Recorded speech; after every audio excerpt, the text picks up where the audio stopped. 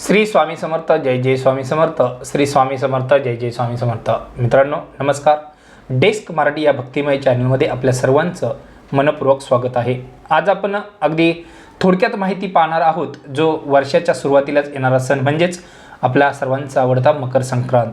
तर यंदा संक्रांत कोणावर, तिचं वाहन काय, वस्त्र शस्त्र आणि राशी भविष्य जे आहे त्याबाबत अगदी थोडक्यात आपण आजच्या या व्हिडिओमध्ये माहिती पाहणार आहोत.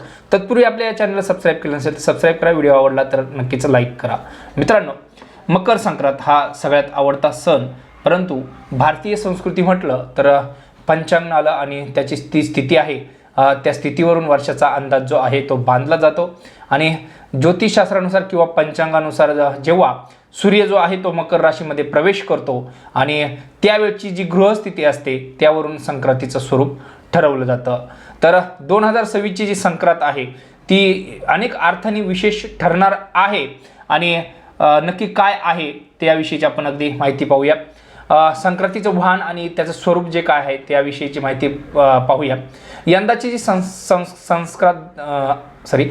यंदाची जी संक्रांत आहे ती संक्रांत नंदा या नावाने ओळखली जाईल आणि तिचं वाहन जे आहे ही संक्रांत घोड्यावर म्हणजेच अश्व यावरती स्वार होऊन येत आहे.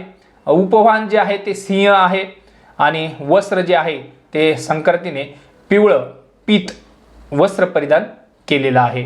आता शस्त्र जे आहे ते संक्रांतीच्या हातामध्ये गदा हे शस्त्र आहे आणि नक्कीच लेपन व वास जो आहे तिने कस्तुरीचं लेपन केलेलं असून हातामध्ये जाईचं जे फूल आहे ते घेतलेलं आहे आणि जी अवस्था आहे ती बसलेल्या स्थितीमध्ये आहे. तर या रूपाचा जो अर्थ आहे सायंटिफिकली अनेक विश्लेषण यामध्ये केलेलं आढळतं.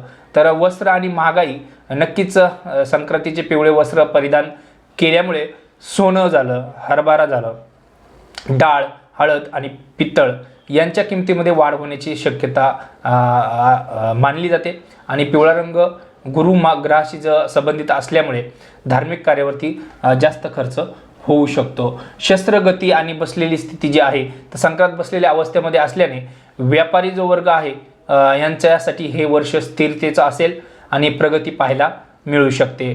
तर फायदा जो होणाऱ्या राशी आहेत त्या राशी पाहायच्या जर म्हटलं तर मिथुन, मेष, सिंह, तुळ आणि कुंभ राशीच्या ज्या लोक आहेत त्यांच्यासाठी ही संक्रांत जी आहे ती भाग्योदयाची ठरणारी आहे आणि रखडलेली जी कामं आहेत ती नक्कीच मार्ग लागतील. तर हा होता संक्रांतीची माहिती, वाहन, स्वरूप आणि बसलेली स्थिती आणि शस्त्र कोणतं आहे या संबंधीची माहिती. तर नक्कीच हा व्हिडिओ आवडला असेल तर नक्की लाईक करा, शेअर करा आणि सबस्क्राईब करा. धन्यवाद.